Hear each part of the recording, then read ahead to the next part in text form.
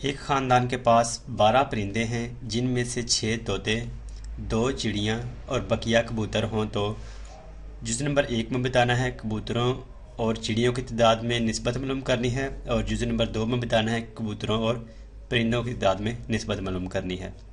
तो जैसा कि इस सवाल में कहा गया है कि एक ख़ानदान के पास 12 परिंदे हैं, यानी कि कुल जो परिंदे हैं वो हैं 12। कुल परिंदे हैं 12 जिनमें से 6 तोते हैं और तोतों की तादाद है 6। तोतों की तादाद है 6। 2 चिड़ियाँ और चिड़ियों की तादाद है 2। चिड़ियों की तादाद 2 और बकिया कबूतर हों तो, यानी कि जो कुल परिंदे हैं 12 हैं, उनमें से तोतों की तादाद 6 है और चिड़ियों की तादाद 2 है। और जो उनके बाद जो बाकी हैं वो हैं कबूतर। तो यहाँ पर लिख लेंगे कबूतरों की तादाद। कबूतरों की तादाद कबूतरों की तादाद को मालूम करने के लिए यहाँ पर कबूतरों की तादाद नहीं बताई गई, बकिया बस लिखा हुआ है, तो कबूतरों की तादाद को पहले मालूम करना है। और कबूतरों की तादाद को मालूम करने के लिए हम जो कुल परिंदे हैं 12 हैं, उनमें से तोतों की तादाद और जो चिड़ियों की तादाद वो माइनस कर देंगे। तो कुल परिंदे 12 हैं, उनमें से तोतों की तादाद को निकाल दिया जो कि 6 है और उसके बाद चिड़ियों की तादाद को भी निकाल दिया जो कि 2 है।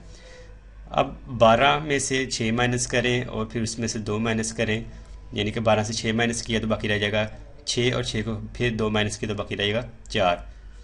तो कबूतरों की तादाद आ गई 4।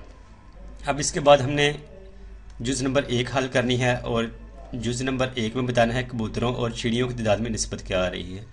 कबूतरों की तादाद अभी हमने ये देखी कि 4 है और चिड़ियों की तादाद में जो है वो है 2। तो कबूतरों और चिड़ियों की तादाद में निस्बत मालूम करनी है जुज़ नंबर 1 में। जुज़ नंबर 1 इसमें बताना है कबूतरों की तादाद। कबूतरों की तादाद निस्बत मालूम करनी है, निस्बत की अलामत और इसकी निस्बत मालूम करनी है चिड़ियों की तादाद से। चिड़ियों की तादाद, तो कबूतरों की तादाद जैसा कि अभी हमने ये देखा 4 है, तो यहाँ पर लिखेंगे 4। निस्बत और चिड़ियों की तादाद यहाँ पर बताई गई है 2, तो चिड़ियों की तादाद लिख देंगे 2। ये जो निस्बत की जो शक्ल है इसको हम कसरी शक्ल में भी लिख सकते हैं। 4 निस्बत 2 है, इसको लिख सकते हैं 4/2, दोनों का एक ही मतलब है। अब इसको आसान शक्ल में लिख लेंगे क्योंकि निस्बत हमेशा अपनी आसान शक्ल में लिखी जाती है। तो 2 को 1 से ज़रब किया 2 और 2 को 2 से ज़रब किया तो 4, बाकी रह गया 2/1। तो 2/1 को हम मज़ीद इसको आसान शक्ल में तब्दील नहीं कर सकते, यानी कि जो तकसीम करदा और तकसीम कुनिंदा है हम इस दोनों को किसी भी एक ही नंबर से तकसीम नहीं कर सकते। तो इसको वापस जब हम निस्बत की शक्ल में लिखेंगे तो ये 2/1 है, इसको लिखेंगे 2/1। ये आ गई चिड़ियों की तादाद और कबूतरों की तादाद में निस्बत। आगे जुज़ नंबर 2, और जुज़ नंबर 2 में कहा गया है कि कबूतरों और परिंदों की मिकदार में निस्बत मालूम कीजिए। कबूतरों की तादाद ये हमने यहाँ पर निकाली थी 4 आई है, और परिंदों की तादाद यानी कि जो कुल परिंदे हैं 12 हैं, इनमें निस्बत क्या आ रही है वो बतानी है, कबूतरों की तादाद और परिंदों की तादाद। तो यहाँ पर लिखेंगे जुज़ नंबर 2। जुज़ नंबर 2 में बताना है कबूतरों की तादाद और परिंदों की तादाद में निस्बत क्या है। कबूतरों की तादाद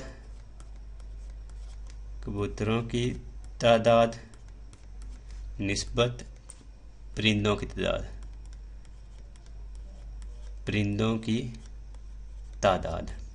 कबूतरों की तादाद 4 निस्बत और परिंदों की तादाद यानी कि जो कुल परिंदे हैं वो हैं 12, तो 4 और निस्बत 12 बाकी रह गया।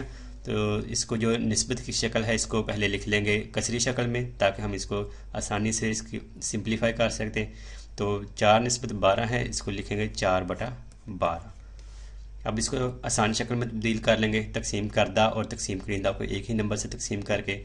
तो 4/12 है, दोनों को हम 4 से तकसीम कर सकते हैं। 4 को 1 से ज़रब किया तो 4 और 4 को 3 से ज़रब किया तो 12। ये बाकी रहेगा 1/3।